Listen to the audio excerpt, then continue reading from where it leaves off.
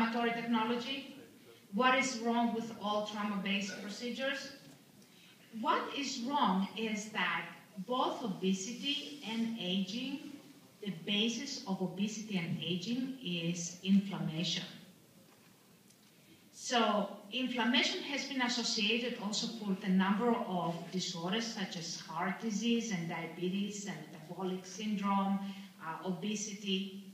And of course, obesity and the changes in the inflammatory status of adipose tissue and the liver with obesity reveal that inflammation is at the core of it.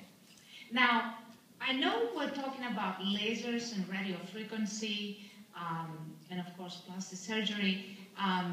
Well, we're talking about reducing inflammation, and they do at a shorter scale. But with repeated treatments, there may be some inflammatory situations.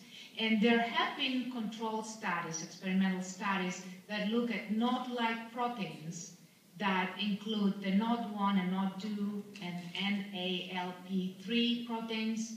And also there is a certain element that's called C-reactive protein in the blood that appears with repeated laser and radiofrequency treatments, which indicates the presence of inflammation.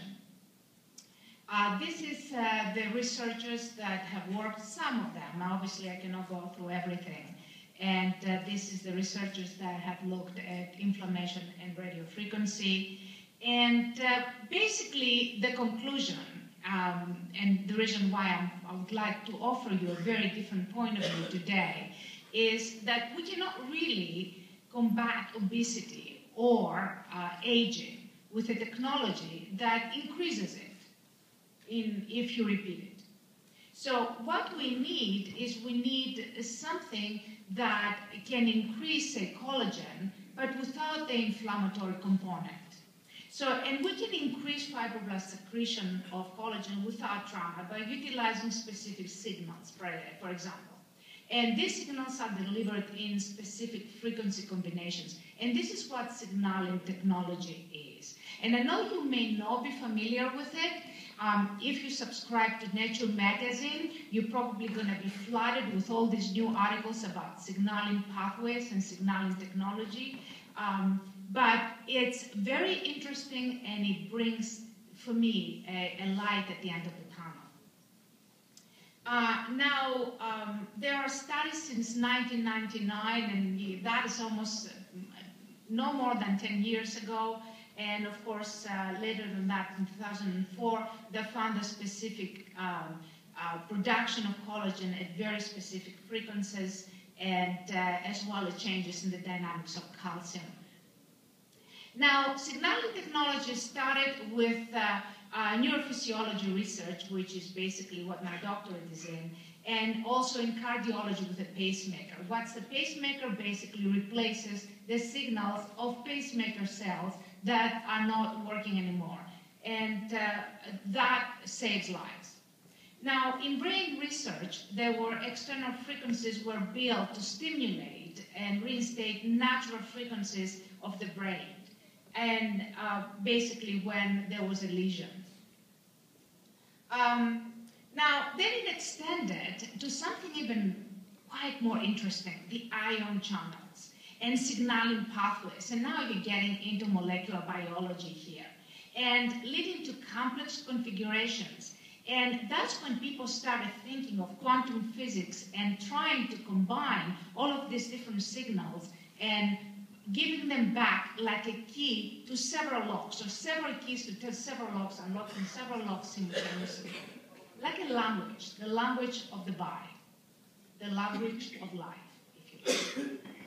Now, the way you want to understand anti-aging from this very new perspective is that every function is the body, is the result of a signal. Otherwise, we would just produce collagen and make big tumors because some cell decided, the fibroblast of some cell decided to be overactive that particular day. So there has to be a signal, there has to be a go, and then the production begins. So what signaling is, cells can integrate different signals. So the proteins, a cell has different proteins. And these proteins are like basically the alive part of the cell. So the cell is like a house, and the proteins are like the workers inside the house. And this signaling is basically what the manager or the boss is telling them to do. And now, initially, we looked at 4,000 different proteins, and the study identified, it used mass spectrometry, and what we looked at is from 4,000 different proteins, there were about 7,123 protein-to-protein interactions. And now this is not just understanding how normal cells work, but also for appreciating the molecular basis of aging and disease. Now, what we found, as you can see in this diagram, this is not an A to B communication. This is a quantum physics diagram, pretty much. So the result of this is when you look at organizations in the aging and the younger people, what you see is that the younger people have more protein-to-protein communications, and the aged have less protein-to-protein communications. So now we are seeing aging as from a whole different perspective, that aging is the result of less protein-to-protein communication. This opens up the pathways and the horizons for signaling technology to say, okay, now what we can do is we can decode these protein communications and give them back into the cell and see what happens. And what we have seen is that by doing that, we actually have substantial increases in number of proteins. We have a collagen increase by 62%. We have an actin increase. Actin has to do with muscle formation by 45%. Myosin also is involved in muscle formation by 38%. Hemoglobin is the protein that is responsible for red blood cells, and that is increased by 76% by signaling technology. ATPase is the proteins that increase energy in the system, 80%. Testosterone is decreased by 46%. IGF-1 by 62%. IGF-1 is what builds the muscle, the signal that gets the muscle to be built. Insulin is increased by 23%. VUBR1 by 18%. This is a protein that is specifically related to anti-aging. Cyclic AMP by 63%. G proteins are the proteins that enhance all signals into the organism, and that's very, very important, and that's increased by 57%. And citrins, the new proteins, the protagonists of anti-aging, according to Harvard University, are increased by 45%. Now, this is a study that we did with a clinical study, and this is just the results, significant, very significant results. You just see basically individual results, and the significance is probability is less than 0.0001, which is quite low. And this is, we had 3 judges, and after 4 months, we did the treatment, and 4 months later, we took the picture, and the judges had to judge which side was better than the other. These people had either 2 or 3 treatments, depending on, to get no more than 3. This is some more results. It's obvious which side is the downside. I mean, this side is more open, and the is far more enhanced, lifted. You can see again here, wrinkles on one side, no wrinkles on the other side. Quite significant results here as well. This is this primarily lifting on this particular, and a little bit of the back. There is a slight difference on the back end of the eyes. This is some more pictures, before and afters, and some more pictures. Then we did a second study, and this is on the whole face. And again, we had judges do independently that. It's a double-blind experiment to find out, and this is the after 3 treatments, again, 3 treatments. And this is a clinical case on wound healing, and this is the case of a young man who had a car accident, and he was told that he will never grow nails, so he will never be able to move his hand, and his hand is totally normal. This picture is taken after a year.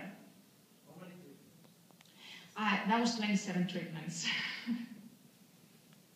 Quite a lot. What is the frequent, you do the treatment, how frequent? And the interval? It was, initially we did it every day, and then we did it every 3 days, and then every kind of week. It started getting immediately after the first treatment, we could see you don't use any other... nothing else. Antibiotic, local? Nothing else. No creams, no nothing. Not even a cream. Nothing. So I would try to explain how signaling technology was developed from the very beginning, from the co-inventor of the pacemaker. The same people that invented the pacemaker said, okay, let's invent something that is going to work for multiple sclerosis. So instead of replacing pacemaker cells, now we're basically going to be replacing the motor nerve. And what he did is he had 2 oscilloscopes. In one, there was a nerve that, that was obviously a healthy nerve, and the other one was a severe nerve with a bypass mechanism. And he started adding signals to get to a point that creates something that will be a very, that the signal with the bypass mechanism will be the same, will be matched exactly as the signal of the motor nerve. And what he found is that the most comfortable waveform, when he tried it later on he had about 1,280 subjects.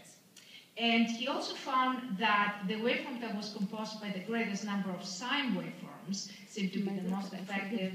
And the pattern of the frequencies, the way they were combined, it was specific, and it was very, very important. So if you changed one frequency from that pattern, you would not get the same result. So it was extremely, extremely specific. This is the subject's cortisol before and after, and as you can see, there was no difference.